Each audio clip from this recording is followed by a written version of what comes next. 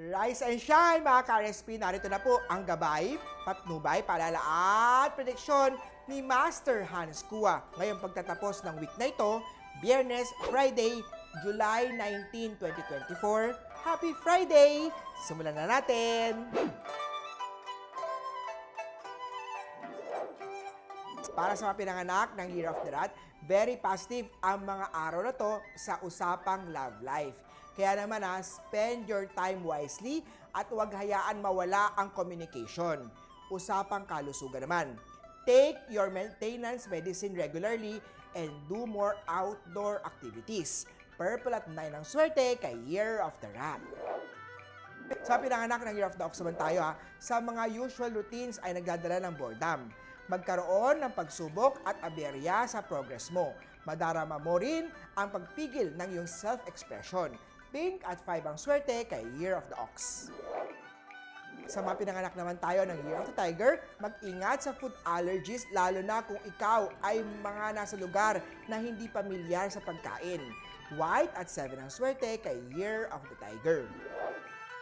Sa mga pinanganak naman tayo ng Year of the Rabbit, you should utilize this time in doing something productive dahil magiging maikli ang pasensya ng mga tao sa workplace mo. 1 at orange ang swerte kay Year of the Rabbit.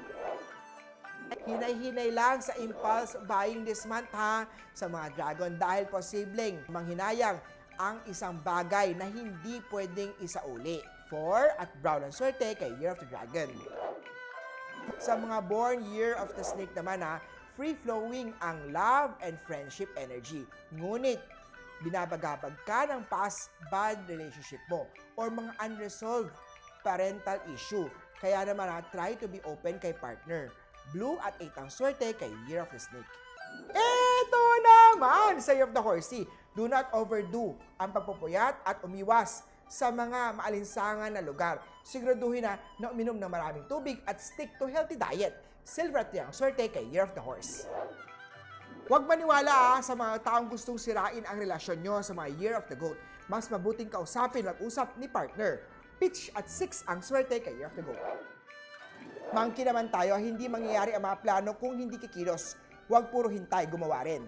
OOTD Aqua, number 2 ang swerte kay Year of the Monkey. Para naman sa mga pinanganak ng Rooster, be patient and continue saving. Make thriftiness a habit. Kaya dapat ay huwag mawalan ng patience. Huwag ibaling sa iba ang frustration and always stay positive. Marami ang magiging pagsubok sa workplace o negosyo. Gold at 8 ang swerte kay Year of the Rooster. Ang mga doggy naman, suportahan ang sweetheart kabiyak mo sa kanyang pangarap. Bilang magkarelasyon, you also share the same dream at maging mas matagumpay kung kayo ay magtutulungan. Violet at 9 ang swerte kay Year of the Doggy.